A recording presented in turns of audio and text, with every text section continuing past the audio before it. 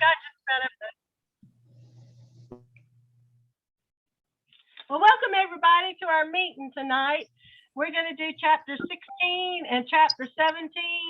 These are the two main chapters that are about Colonel Forbear and how the FBI used her in testimony and getting her depositions, and also has the court questioning of David Price, and also chapter 17 is where a reporter calls David Price after he's not with the FBI anymore in Minneapolis and talks to him over the phone and gets information that he reluctantly gave, but he gave some good information, even though some of it was still lies that he told. And the main thing about 16 that caught my eye was the fact that they didn't care what evidence they had against Leonard Peltier, whether it was just minute or it was absolutely nothing. They were going to make sure that somebody was going to pay for what happened, and they made sure that Leonard was the last one, because Price made the statement that somebody's going to pay for this, and he was the only one left to be prosecuted, and Price made sure that he did, which was totally unfair. And he had a lot of help, unfortunately, in the FBI. And it talked about Myrtle Forbear, how they would take her from her home for days at a time, show her pictures of anime, and they would threaten her and tell her she'd wind up being the same way.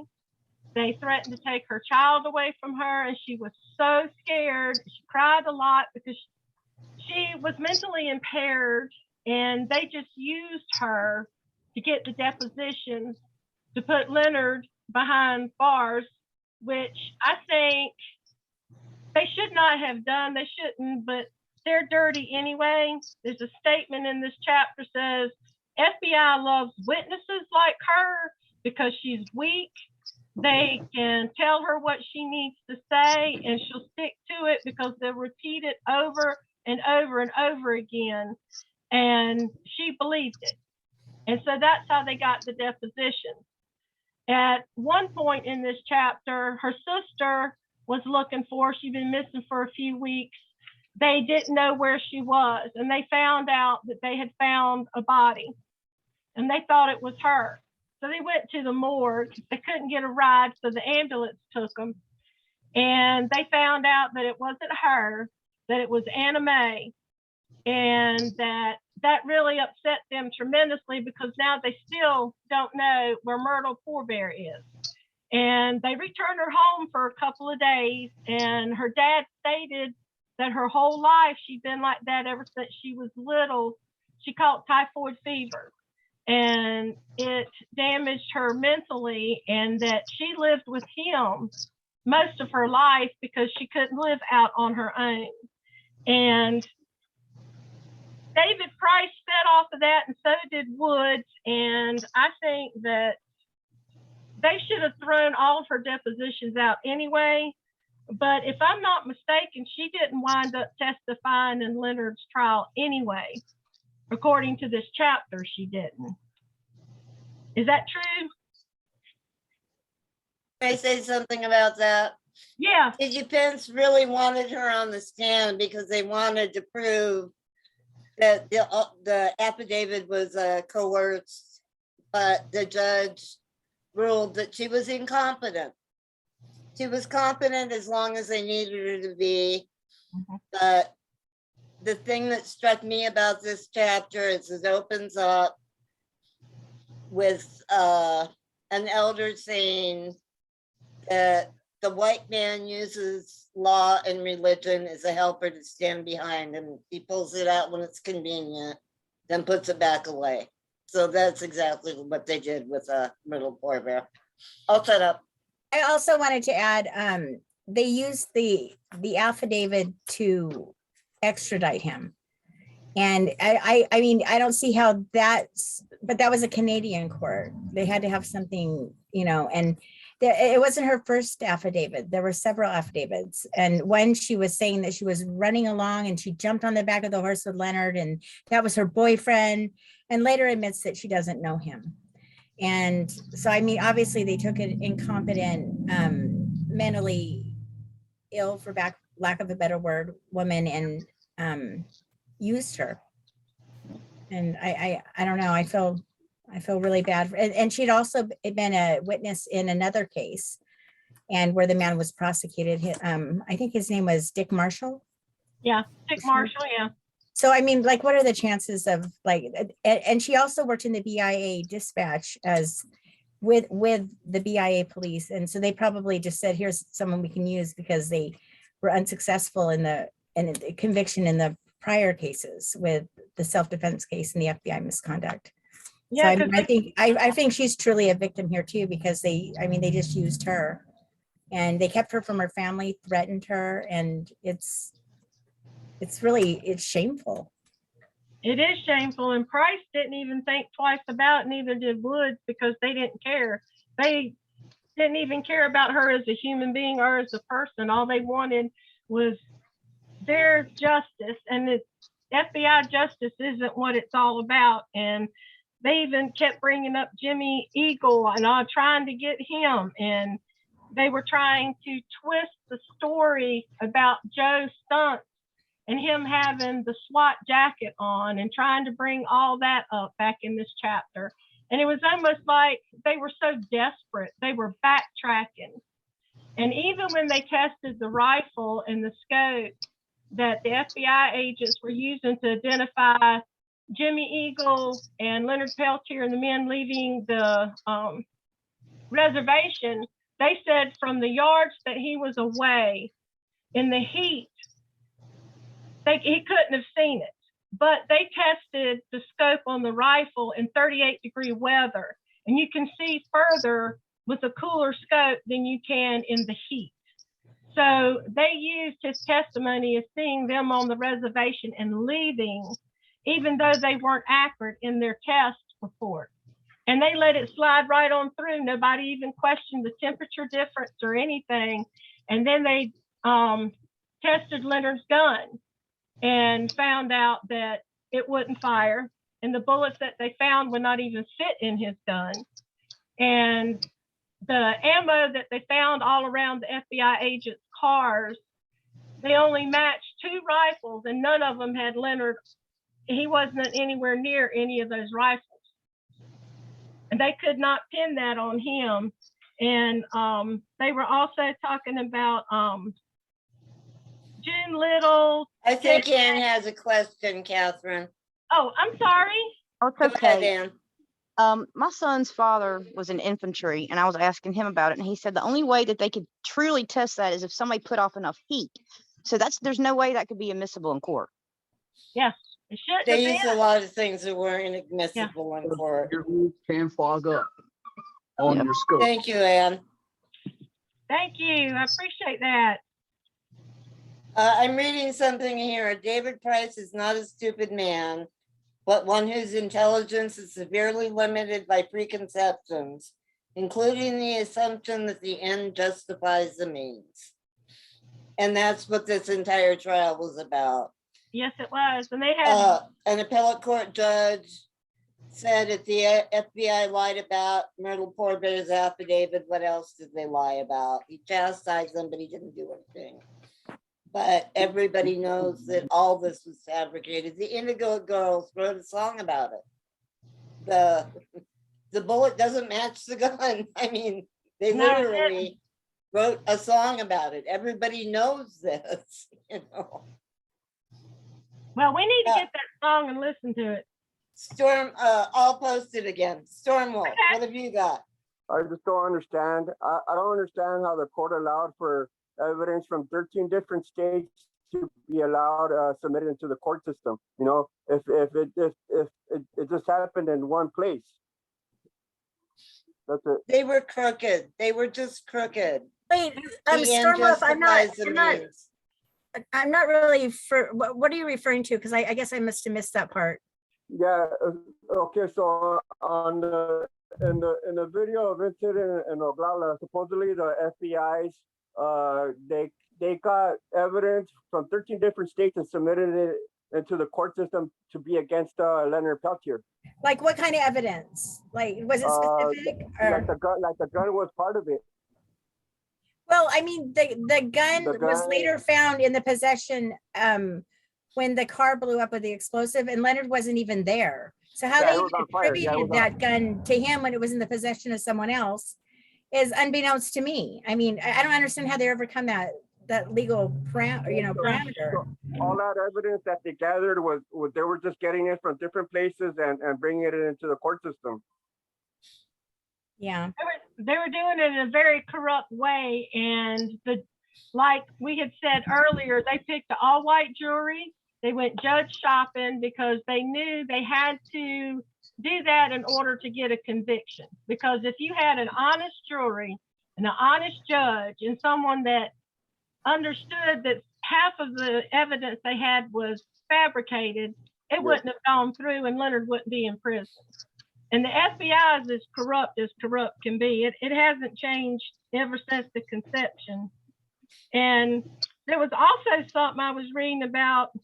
What these men did right is precisely what is wrong with the FBI and with the Justice Department and with the government of quick-stepping bureaucrats and politicians for whom integrity has been reduced to an aspect of public relations in the pursuit of their own ends by any means.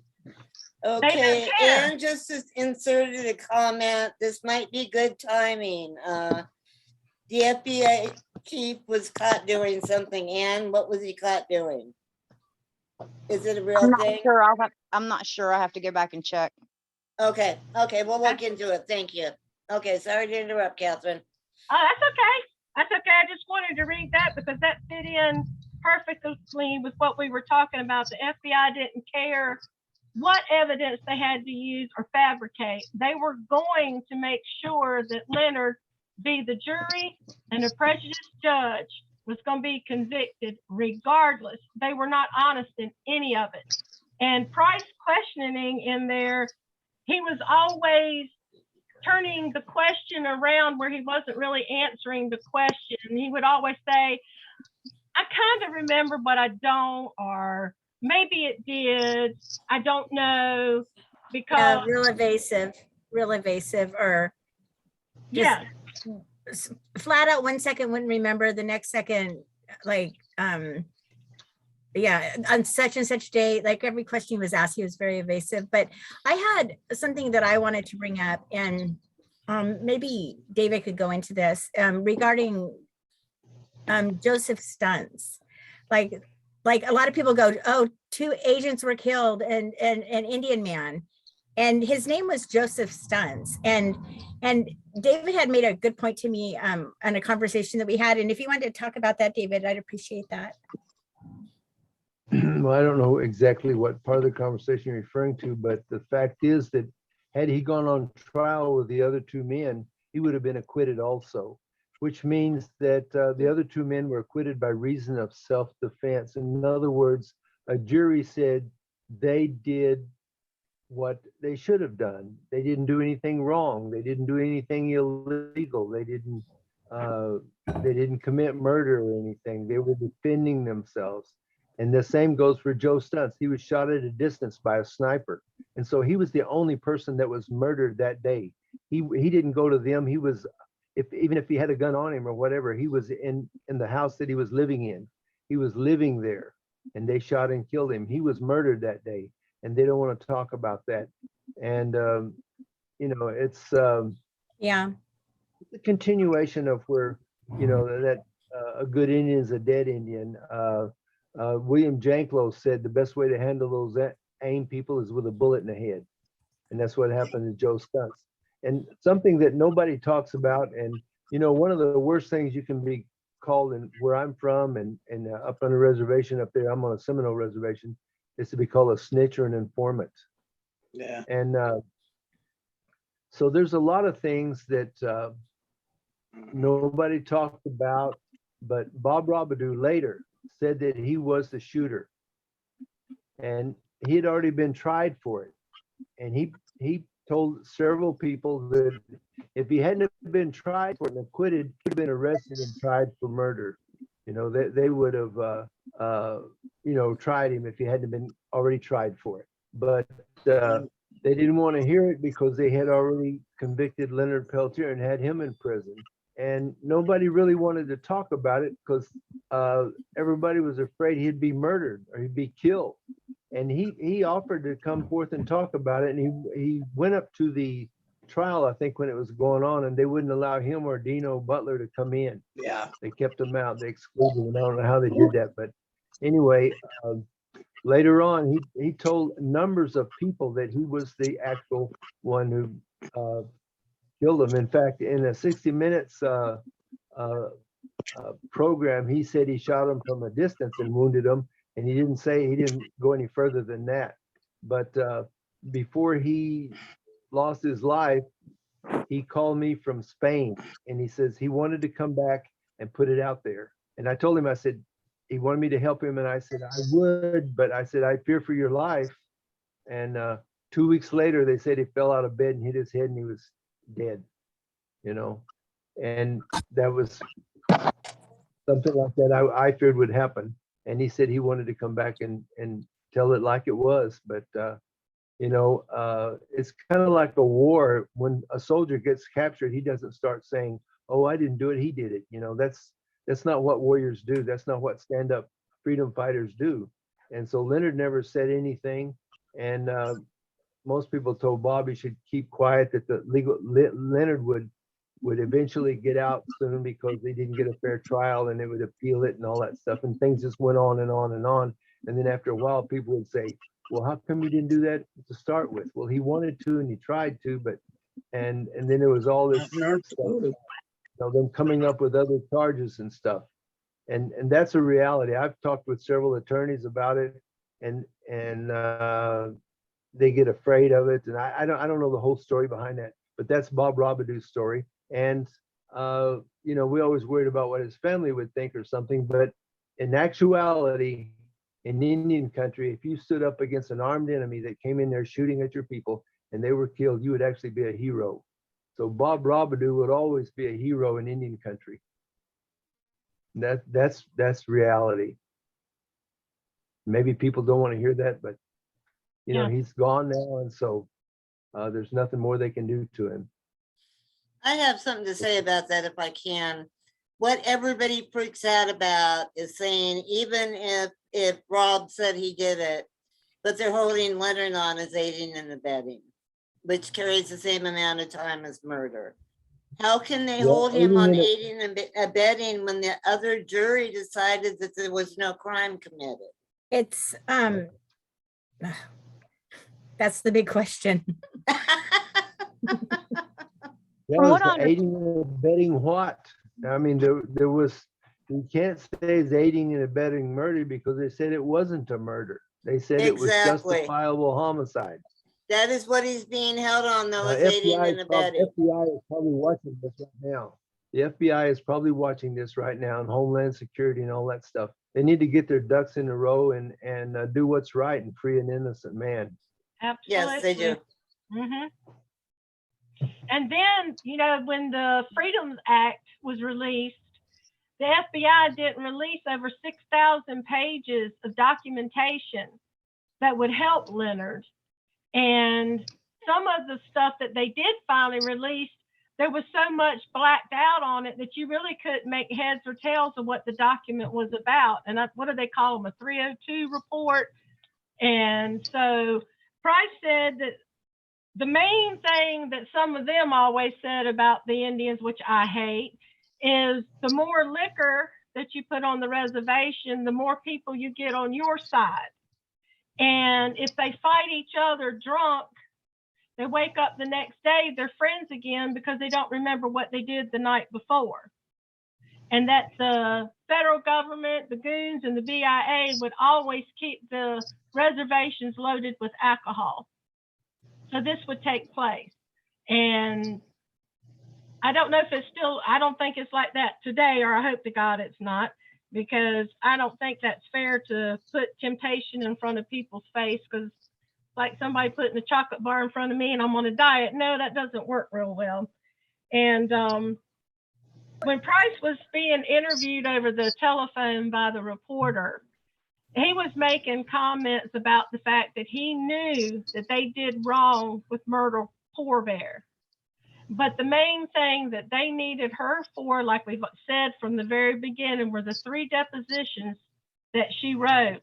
They only used 2. So that 3rd one they never used, because I think that was the one they were supposed to use in Leonard's trial, and they didn't use it.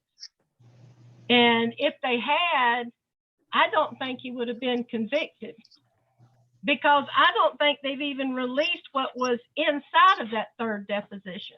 They also didn't allow for testimony regarding the atmosphere, and the reason why AIM was there was the reign of terror and the things that were going on in the reservation, and a call to help, you know. So they didn't, that wasn't allowed in the court hearing either.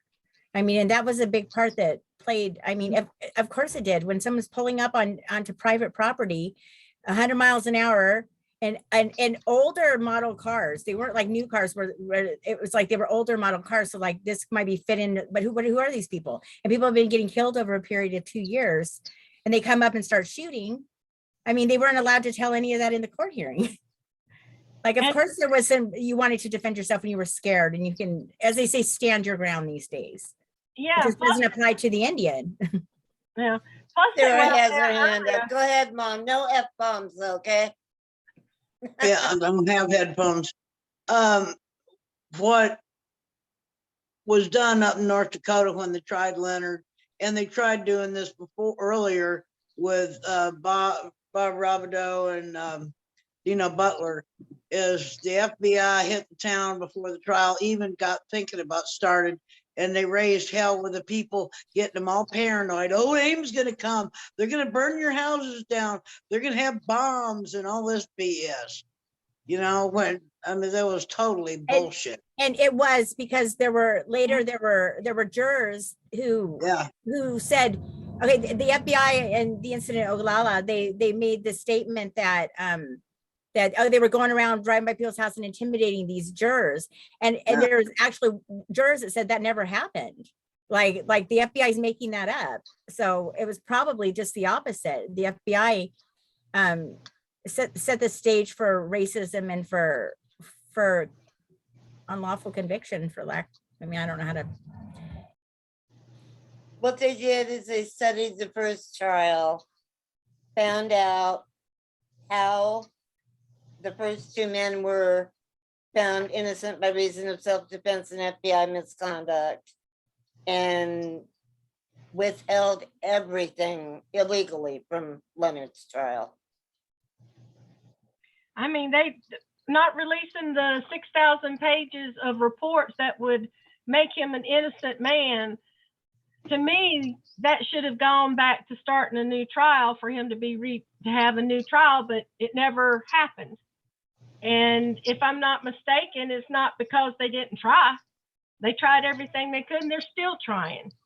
And I just hope, like, one day he does get out, because Price even said in his interview that he was grateful he was able to come clean with some of the things that he stated in this chapter to this reporter, because he said that he felt bad, that he liked the Indians, he had Indian friends, he still did, but he would not go back out there on the reservation for the fear of what would happen to him. And I don't know about y'all, but I don't think Price had too many friends out there on the reservation to say that. I didn't want it to go in front of people's faces. Oh, I'm not muted. Sorry. Can I say something? We all know the FBI is full of shit, okay? Back then, it was J. Edgar fucking Hoover, excuse my French, and that asshole Nixon. Enough said. It's definitely, you're right. You're muted now, hun. Auntie, you're muted.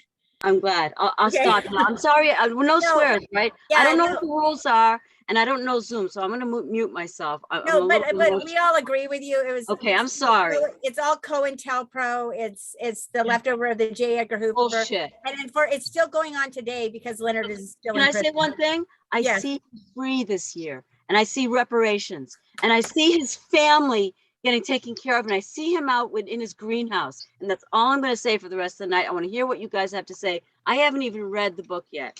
I just hold it and look in the outside cover so far. I'm dealing with too much stuff right now with Mom. So Well, let we're me glad just you're have here. you. You're welcome. We're glad you're I here. am so glad to be here. I want to listen to you guys. You're all wicked smart. I can tell. Oh, thank you. Thank you. I appreciate that. But it all goes back to all Price and Woods trying to get all these different witnesses, all these different names kept coming up over and over and over again. They would not lie for them. And that is why I think they didn't release those 6,000 pages, because it would prove that the gun wouldn't fire, the bullets didn't match, the scope wouldn't work. There's no way they could have identified Jimmy Eagle or Leonard Peltier trying to leave the reservation by the back creek. And they kept getting confused between the red pickup truck, the red Jeep, the red and white pickup truck. They couldn't get their story straight. So that within itself tells you that they didn't know what they were talking about. Because one time the car was loaded with 6 people. The next time there's only 1 person in there. Then the older gentleman was driving, and he didn't stop through the roadblocks. He kept on going. And then he would come back out, and it'd be somebody else. But they couldn't get their vehicle straight. They didn't know whether it was a Jeep pickup, an International, or anything. They just know red. That's all they saw. Yes, Miss Sarah. Yes, ma'am. The Phoebes wanted a fall guy. They couldn't prove who done it. They couldn't prove who did what to whom, except they knew they were in the wrong. Therefore, they took the path of least resistance and picked on Leonard. They tried Dino and Rob, but that didn't fly. You know, and after they won their case and got off on self-defense, they decided that Leonard was it because he'd boogied to Canada. And, you know, the rest is history. I mean, the FBI has a long and colorful history, along with J. Edgar Hoover and his buddies, of making stuff up as they go. Okay, and that's exactly what they did. They're still doing it to this day, and they are like Trump. They refuse to admit they're wrong about anything. They went to the Jumping Bull Ranch with a search warrant to find a stolen pair of used cowboy boots. Mm-hmm. How many people do you know they got old cowboy boots? They're all beat up, used. They're going to call the cops. He stole my cowboy boots. I mean, come on, man. That was about as lame as it gets. That was an excuse. They wanted to put an end to AIM, and they figured, you know, they couldn't get Russell. And so they figured, well, we'll chop off the other heads of the horses, and it didn't work either. So they framed Leonard. It's just that simple. He's the fall guy for everything that went on, and the FBI made him that way. I mean, Leonard wasn't doing anything wrong. We weren't doing anything wrong. It was the FBI that was doing wrong things. They killed their own people. Yeah, and The I mean, FBI killed their own people. That's what they do. They set people up. You're right. I'm yeah, sorry. I know. They do it overseas with the CIA too. You know, I mean, and that's no fantasy thing. I mean, you know, after 2 tours in Vietnam, I've seen plenty of that crap go on in the late 60s, early 70s. But, you know, it's just baloney. It's the government covering up their poop in the box like a cat with a cat box. It's exactly what they're doing. And they won't admit they're wrong because they're hooked up with the government. And it doesn't matter who the president is. Nixon was like Grant. He gave him a direct order to go in there and clean out the, quote, snake's nest of anti-war, pro-Indian people. And that's what they attempted to do.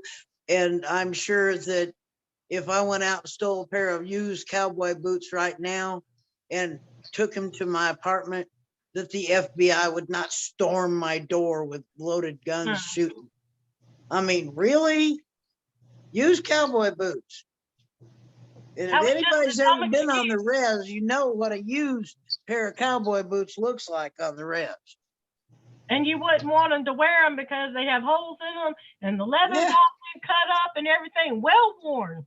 That's right. Mom, I think there was a little bit more to that, that there had been some assault charges and like whatever, but that's what the warrant was for the cowboy. Mhm. Yeah, so They it's just, pardon my vernacular, but they make shit as they go on. As they go. That's and it. I mean, like, again, just like with the atmosphere on that reservation and come barreling in like that. I mean, what were they doing? Well, Dickie Wilson was working for him to start with. That's why he did that massive land deal. And AIM was dead set against it, AIM and the traditional people. And it was the traditional people that got their houses shot up, their dogs and stuff killed, and all of that. And you know. interesting, like that day, it's my understanding that Dick Wilson was in Washington signing away the rights to the uranium. Leonard That's stood right. in the To me, way that of looks like it might corporate even have been interests. a smoke screen, like let's cause a diversion. And then it also, I don't know, and just to have that many officers on the, like right there on the reservation, they say it's because they were doing the Wounded Knee trials. Right. David, where were the Wounded Knee trials? They were in Cedar Rapids or? No, out there at Oglala, Dennis Banks was living there also. And every Yeah. day he was driving to Custer, South Dakota, Yeah, where his Custer. trial was Sorry, going yes. on. And he was getting ready to go home from the trial when the shootout started. And I saw him briefly before he went back out there. And so he was a target also, but he happened to be at court in Custer, South Dakota on that day. Yeah. What it boils down to is Leonard stood in the way of corporate interests, and they are still illegally mining uranium on Pine Ridge. They're And- still getting away with it. And there's still unopened mines that are causing cancer. And had Leonard been successful in what AIM was trying to do and stop that, people would not be dying of cancer today. So all There's of a those they deaths, have the lowest. all of life those deaths are on those expectancy. FBI agents too, and on the people. Like if they had been successful, they wouldn't be dying today. They have the lowest life expectancy on that reservation in the entire United States, 48 years old. Go ahead, Mom. Go ahead. Go ahead, Mom. Estelle? Yeah. Estelle had her hand up first. Estelle, what do you Thank you, want to say? Catherine. Well, this is actually a while back. Somebody was saying, how could they do that? And I think it's a little irrelevant at this point, but it was something that David actually made a point about some time back, another meeting. It was never irrelevant. No, inserting it might be a little irrelevant. God dang it, Don. It's called a senior moment. Let me get my pen here. But several comments have been in the chat and like, how could they do that? How could they, continue to do that? And the truth is the FBI has had a certain amount of power since whenever. And all they had, Clinton and Barack both wanted to let him go. And as most of you know, that there was the FBI called up not only all the current employees, but even retired employees, had a big demonstration, signs on the front lawn of the White House. And they basically have said to any president or anybody else that's in a position of power, look, we stand between you and an assassin's bullet. We can look the other way. The Kennedy talk. Yeah, you want to end up like a Kennedy? Mm-hmm. So that is, I get it. I understand people go, how could that happen? Well, guess what? There's powers behind the powers. Yes. And Can I that's the say problem with Can I say one politics. thing? Yeah, I'm that's sorry. good, Estelle. One at a time. Right, I'm sorry. I'm terrible. got at the this. This hair, is my man. third Zoom meeting. Go ahead, Auntie. Auntie Lisa, go ahead. Me? No. Were you asking to talk or? Oh yeah, can I just say one thing? I'm sorry. I'm Who's sorry. on first? Can I say one thing? Of course. I think I lost it already. I got about 4 hours of sleep last night, but That's a lot. yeah, too much. I think I lost it, so I'm going to be quiet now. I'm going to mute myself. When you remember it, let us know. No, That's I right. just My know if I turn. could, I'm sorry, Mom, just real quickly, if you don't, okay, go, Mom, you're next. I was gonna- Okay. If we all think back, well, those of us that were alive back then, we all think back to what happened when people at Kent State in Ohio were demonstrating against the Vietnam War. Guess what happened to 4 of them? Yep. They're dead. The National Guard shot them on campus. Mhm. That was it. And I mean, everybody, Neil Young and everybody else raised Cain about it, but they're dead. What do you do? And it was the National Guard, and I don't believe anybody was ever disciplined for that. I mean, they weren't put in Leavenworth. They weren't, discharged with a dishonorable out of National Weekend Warriors, National Guard, and Nixon is the one that gave Ohio's governor permission to do that. Old Tricky Dicky, and that's just, it's just utter crap. I mean, I got out in November of 72, November 11th, 72, I landed in San Francisco. Okay. Fresh out of the Da Nang. Okay. Da Nang, Vietnam. And I looked around and I said, I'm going to Canada. No, I am going to Canada. I am not voting this time at all. There's no one there that's fit to be a president at all. And there wasn't. I mean, it's the constant Republican neck and neck and neck thing. Because, I mean, the Democrats have been like Kennedy were against the war in Vietnam. We didn't have any business there. I mean, little yellow people were not going to jump into their canoes and madly paddle their way across the Pacific Ocean and invade California. Okay. I remember when Wambly Tate had, he was still alive, and he put up a meme on Facebook, and it was a little old rowboat and like 4 Koreans. One was Kim Jong-un or his daddy, and the other ones were all dressed up like generals. It was when we were going through the North Korea paranoia invasion right before Fukushima. And the caption on it was, "We're going to invade America. And here's this rowboat with 4 people in it, none of which were armed." And I thought it was hilarious because that's about where they were at. But Vietnam held the same amount of threat. It's the back to McCarthyism from when I was a kid, the communist paranoia. And I mean, communism has been proven to flat out not work. Yep. You can't have everybody working and supporting the government, because that's what communism is. Can I jump Everybody in here for a gets minute, up Mom? and, huh? Can I jump in here for a minute? Why How should? do we bring attention to the fact that we have no democracy, that we are under the totalitarian rule of the FBI? There is no oversight whatsoever. What Right. can we do about that? Vote in some senators that will do something about it, Is there such an that animal? aren't scared of getting shot. Yeah. You have to have zero fear. I mean, zero fear for real. David said it, and I agree with him 100%. That is what a warrior is. You dedicate your life. If So it's do we taken, put oh well. ads on Craigslist to find these senators? No, you have to, it's like weeding a garden that hasn't been hoed at all, or cultivated. You have to know what your weeds are and what your edible plants are, All right. I mean, I just want to say real quick, somebody said, and I can't remember if it was Don or Sarah, they said we had no business in Vietnam. The problem is we had business in Vietnam. That's why we invade these countries, because they have gas. It's the same thing here. Somebody has a mineral, they have gas, they have this, they have whatever. And it justifies, I mean, and the FBI will be right behind the money.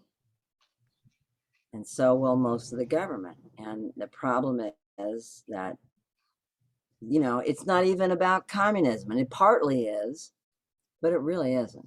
It's about certain business industries and interests here that really run a lot of things behind the scenes. That's Money my talks. take I on it. mean, money talks, and it's talking bad today. And it's been talking for generations back, and it shouldn't, but it's even worse now. But one day, hopefully, they will learn their lesson and won't back all these Well, people that have all the money. they need to be exposed, and they need to be hit where it hurts. And I'm not talking about any kind of, you know, militant action, but you have to, you know, and I think that's why I'm here, because there's intelligence here. You have to fight it intelligently. I was looking at a list You know, of the definition people in of- government that were charged with crimes during certain eras. Trump, nobody was charged with anything. Everybody else, bribery, bribery, bribery, bribery, bribery. We need to remove money from politics, period. No campaign spending, no campaign donations. Get a platform out there and elect them on their merit. I'm sorry, David, go ahead. The definition of politics is poly is a Greek word meaning more than one, and tix is a bloodsucking parasite. And then the tick part. You hear me? Yeah. Anyway, that's politics. Poly, a Greek word meaning more than one, tix is a bloodsucking parasite. That's politics. Most of them Okay, are. Liza, did you remember what you had to say? Political ponerology. Oh, am I on? Yeah. Sorry. Oh, I remembered. Jill Biden, Dr. Jill Biden, work on her. I saw it in her face. I saw it in her face. I've been sending cards to her as well. Please be a part of the change of history that can happen this year. This year it can happen. I feel it. I don't know. It's going to happen really soon. I can feel it. And it's Okay. been too long. And it should have happened a long time ago. And I know it's like too late and a dollar short and whatever the saying is. And I'm going to be quiet now. It's not too late, Leonard. Leonard has time. Come out now. And he's going to, though. I have something to see it. interject here. Okay. Okay, so I was talking, Leonard called me this morning, and I had the honor of talking to him, and I wanted to tell you about a dream that he had. And I got cut off right at the end because you're only allowed to talk 8 to 10 minutes, and they cut me off. But here was the dream. And he said that he was shackled and handcuffed, and he was taken in a plane, and they landed at Leavenworth prison. And all of a sudden he got out, and the handcuffs and shackles were gone. And I got chills just, and so he was like, oh my God, and everyone disappeared. So he said, I better go on inside. And he told me he's never had a dream like this the entire time that he's been incarcerated. And he told me that he said, oh my God, they're going to think I escaped. And so he ran into the prison, and he said he looked around, and it was like the floors were all shiny like wood. He said there was wood everywhere. And he said, where am I? This isn't Leavenworth. And he said he sees a guy down the hall, and he says, come here, come here. He says, I'm an inmate. And he says, no, well, this is a museum now. And he said, and you're free to go. And I said, well, I was kind of shocked by it. I thought it was a really fantastic dream. And I said, well, how did you feel about that? He said, well, I still woke up in prison, so I need all of you to keep fighting for me. But he said, but our dreams to our people are very, very powerful. And so, and then we got cut off. The call ended. So I just wanted to share that with you because I don't know. I think it's a sign. I do. And I agree with that. Thank you, Kimberly. You're welcome. Can I just say one thing? What does everybody think about getting him remote healing? I know it's very tricky because his health is very delicate, and I wouldn't want to touch it. But I Get just a want to what? mention it. No, I know of a remote healer. I think And that I any just kind want to of say it and let spiritual, it go. my opinion is any kind of spiritual, positive spiritual, anything spiritually and towards him in a positive way is beneficial. That's my opinion. So what do you think, David? I'd like to know more about his actual health, the actual technicalities of his health. Because then Oh, if you I want suggest, diabetes. Liza? He has diabetes. He has aortic aneurysm. He has problems with his jaw and some He has a problems systemic infection. and then he just got over COVID, of course, and some things related to prostate problems. right? Yeah. What was the thing that this lady, Dusk Lawson just said? I didn't hear it. There was one other thing. Systemic infection. He A has systemic? stripes that have moved from his arms up to his neck. He has a systemic infection they are not treating. A guard was Okay. filmed a couple of years ago, a retired guard that says they are not treating him. They either need to treat him or let him go. Okay, I'm going to put it in the chat so anybody that's interested in this person is free to look them up on YouTube. I'm Okay. also going to look him up on YouTube and ask him. Thank you. I'll write to him. Sassy wanted to say something. Go ahead and unmute yourself, Sassy. Yeah, I actually wanted to say something about some stuff in the chat. So it's like unrelated to what we're talking about, but it's specifically about clean water on the res. And it isn't that there are wells that have been in use for forever. The issue isn't the water, it's the pipes that go to the houses that are so old that it's basically picking up all the crud. And so when you see those videos of people who are like running the water and it comes out black and brown, it's because of the pipes, not because of the water itself. So the water, clearly, I mean, well water usually has to be, you know, a lot of times it has to be cleaned, but it's actually the pipes that are so outdated that, and it's all metal and just none of it's like PVC piping or the stuff that we would use nowadays for proper housing piping.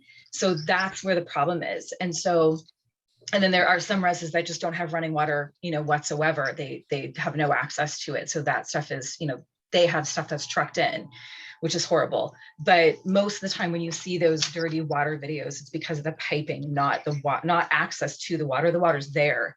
They just can't get it. It's just not clean. So that's the big issue right now with a lot, especially I'm Canadian and we have a ton of reserves in Canada that have the water's just horrific and it's just poisonous. And they have boil advisories constantly and people have been living under boil advisories for generations. And, you know, some of them have been fixed, but most of them have not still. So it's very tough, but they do have the water there. They just can't get it cleaned.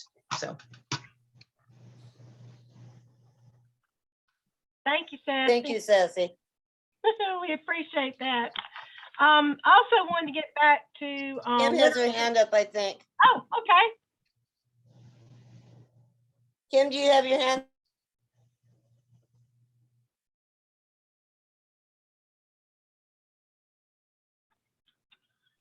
Did she have her hand up? She put it back down, sorry. Put it back down. I wanted to talk about Leonard Peltier's Food Forest Project. Kimberly had sent me a website of an article on the Hawaiian Islands where they are doing a food project. And they have a magazine called The Guardian. And I sent them a letter and I want to talk to David about this too.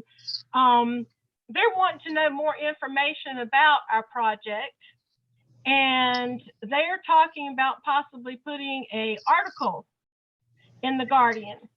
And I didn't know if y'all would be interested in us doing that. David is going to write a mission statement. What do you have to say about that, David? Well, what I want to see and what I think we all want to see is that it isn't just our project, it becomes a world project. And that's what we want to push for. There are other people around the country, other indigenous people also that are planning stuff. But we need to learn about networking with other organizations, other groups, other tribal nations, get the National Congress of American Indians on board to make statements about it, get the United States government on board doing this and funding it. And just like they used to have the the Job Corps that all over the world digging wells and stuff. They can go all over the world planting trees, and that will feed the bees, the animals, the people, and make the world a more habitable place, because it's being destroyed just as we speak right now. And there's vast areas where they've deforested in South America and all over America. I think the tree population in America is just about 5% of what it was when the Europeans first came. And there's nothing wrong with replacing trees with apples and oranges and peaches and apricots and all kinds of nuts and stuff, things people could eat. And we want it to become everyone's project, and we can do a lot of things. We can put out t-shirts, we can have marathons, we can have all kinds of demonstrations, just like people demonstrate against a war. Well, there's a war going on right now. It's a war of technology of man versus the technology of the creator. And you cannot win against the technology of the creator. If you win, you destroy yourself. And that's where we're at. And we need to plant some trees, plant all kinds of herbal plants, and make this world better than when we came here. I hope. I hope so Can I say too. something, Catherine? Yes, I'm after you, Dawn, and Sassy. Her hand's not, she can't put it up, so if she can go after you. Oh, you want Sassy to go first? Go ahead, Sassy. No? Yes? No, you go. Okay. Biodiversity is life, and we are losing our biodiversity. Our ecosystem is collapsing. Corporate farming is draining our water table. We lost 60% of our beehive population last year due to commercial pesticides. That's a loss that's not sustainable. I put an email address in the chat, info@freeleonardpeltiernow.com. We're going to start putting information on the food forest on the website.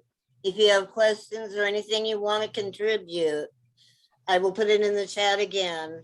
Email that website with food forest in the subject line. And as David said, this is a mission to heal the planet. This goes beyond a person thing or a tribal thing. I mean, the prophecy is coming true. The earth is getting ready to shake us off like fleas. We've got to heal it. That's it. Yeah, and Shalina Silva has done a lot of research also. I sent her a copy of the research paper that I did on the food forest to send it to her. She said it was a great start. And she gave me a lot of books and a lot of information to do research on municipal herbs that you can plant in the food forest, along with the food part of it, to go back to the original teas and the herbs and the ointments that they used to make for infections and injuries. And I think that is something I was going to try and incorporate in with the food project too. But this magazine I was talking about is based out of an organization in Hawaii, and they're trying to spread what they're doing around. So I thought, David, if we could send some of our stuff to them, maybe we could all spread it together. Sounds good. Sounds good. Thank you. Anybody go. else want to add anything? Yeah, I was actually going to say, so David, do you know CP Benheim? The CP Benheim, she did the art book for Leonard. She's that art critic and curator out of New York. I don't know her. You don't know her? I don't know her. So she does like, I forgot what she calls them, peace walls. They're art walls, and she's doing them. She's done them in the States, and she's doing them across the world now. And so she does a lot of work with like children to do art and murals. She connects them with artists to, promote peace, globally as well. And she's, like I said, she's a curator. Her husband's an artist, very well-known artist as well. She knows Leonard. She's been involved with him, I think for less than a year, but she's done some stuff with him. So she actually did this art book for him. So she's someone that, because she has so many connections globally, especially through the art side of it, and with these peace walls that she's doing, she might be somebody to talk to about, getting these food forests into other places and getting the word out there. I think she'd be and she actually came and spoke one night on the book club as well. So just a really interesting lady, but you might want to be in contact with her too, because she might be able to help out, you know, getting that information out there and talking to people that maybe we don't have access to, you know, because, you know, when we're talking a lot, we're talking to like a captive audience, people who are interested and come to us with this information, but she has access outside of that space that we don't necessarily have access to. So it's just a thought, you know, and I've got her information too. If you ever want to talk to her, I can set it up for you as well. I'll get that from you. Yeah. The ability of this book club to expand, and there's no limitations to all the people who can be on board with it. I mean, we've already got contacts in Europe, and that's what makes Leonard such a good person for helping with this or making it happen, is that he's got contacts all over the world also with different support groups, and his name is well known. And we can start getting some of these other leaders to come to the book club and talk about it to our audiences and network with all of them and get all of the traditional people, the indigenous people, and people of even Arab countries all over the world. Get them, everybody come together in a common goal of planning food forests, making the world a good place to live, making life better. So I was just going to say too that so we do have this newsletter. We're putting it out once a month. So if any of you have any articles or things that you want and you would love to put into the newsletter, I think Kimberly put the information on the side in the chat. She can put it back up there in case you guys need to scroll back up.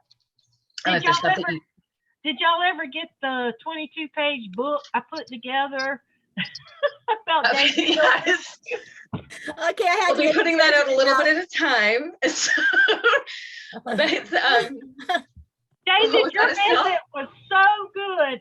By the time I finished transcribing all of it, it was 22 pages long, and I handed it to them to read through it, and they looked at me and said, "Did you write a book?" I said, "Yeah," because everything he said was important. Yeah. So we're going to put some of that in there as well, but so we're putting it out once a month. So if anybody has articles or information, you know, if you do want to do research, you know, again, on you know, gardening or, you know, the food forest, or if there's other topics you want to put in there, just go ahead and submit it to us. And then, you know, we're putting it out. We were going to put it out every 2 weeks, but it's just easier to do it once a month with the amount of stuff that we do and information that we have. So it's just easier to do it that way. So yeah, just let us know. Sassy, why don't you put in the monthly newsletter the people that we can contact, like the lady you were just talking about that's overseas? No, because I don't feel comfortable putting her personal information out publicly. Oh, okay. Just because she's never given me permission to do that, so okay. I wouldn't necessarily want to do that. But we do have some information in there about, you know, where to write. Like Kimberly has put some stuff in there about like where to write, where to send cards, who to call, you know, things like that. We're also going to start adding in, we're going to ask Leonard, you know, what books he's reading right now. So we're gonna have a little book section of stuff he is interested in and he's reading, suggestions that we have, obviously this book and you know, other books that are about, you know, about him and about what happened. And again, if anybody else wants to add stuff in, you know, just let us know. So.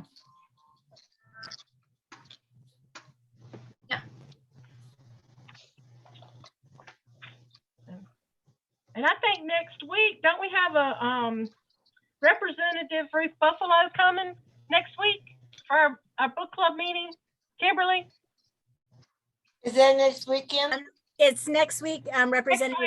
She's the representative for North Dakota, and she's a wonderful person and a great advocate and a friend of his, and a cute dresser. She dresses so cute. Kim, you have done a spectacular job at getting these people on board. Thank you.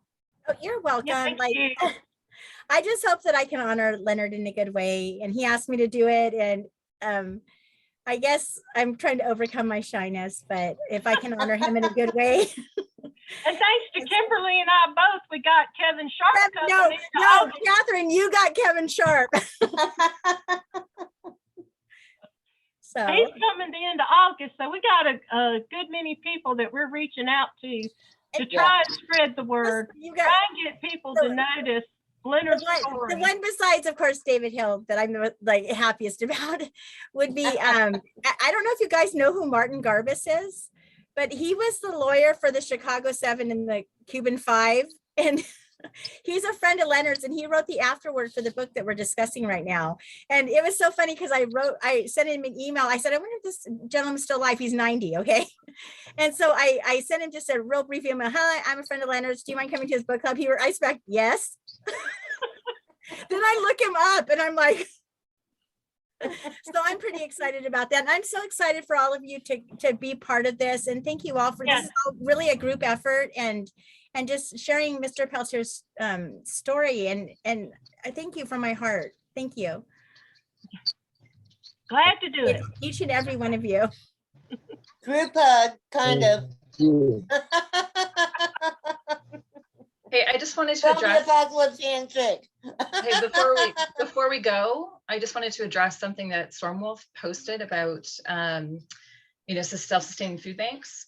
So here, I live just outside of Atlanta, and I know lots of cities are doing this, or some cities are doing this, but here they actually have a thing called it's a free fridge, and they're set up, all over the city. Yeah. So if it's definitely something I think that can be done, especially if people are gardening. And they have gardens and they have too much, they can drop it off there and then other people can pick it up. If somebody has, whatever, if they have canned goods or what have you. And then there's a warm side where it's just like vegetables, fruits that don't have to be in the fridge. And then there's a fridge side, and that's just here in Atlanta, but the fridges, and there's I think 3 or 4 of them throughout the city. And if I have extra stuff, I can just show up and drop it off and put it in the fridge for people. So people can donate just by dropping off food to this location. And then whoever needs it can come and take the food. So, people make actual lunches, full, a drink and sandwich and snacks or whatever, and they put those in there. I mean, it's an amazing idea.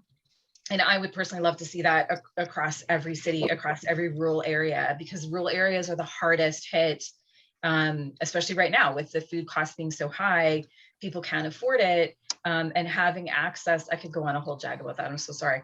Indigenous people I live in the city, but if you're in a rural area, just access to proper healthcare, proper food is very limited, and that's why Indigenous people have high cases of diabetes and heart issues and things like that. So if we could set those up, I mean, that would be absolutely brilliant to be able to set that up, a self-sustaining food bank. Yeah, love it. Love that idea. Thank you, Sassy. Thank you all for being here tonight. This has been an awesome meeting. And Anybody want to add anything? My pleasure. Thank you. Stormwolf, did you have something to say? John, you're awfully quiet tonight. You want to add anything? No? How about you, Carrie? Joanne? You just if you guys would just invite your friends, that would be awesome. And if you're part of the Facebook group, that would be awesome. And if tweet it and just let's help grow this movement. And thank you all for coming tonight. You're welcome. Thank you, and thank Yeah. you, David, for the food forest thing. All right, thank you. Bye. Good night, everybody. Good night. Good night. Leonard. Thanks, you Kimberly. guys. Thank you. May the forest be with you.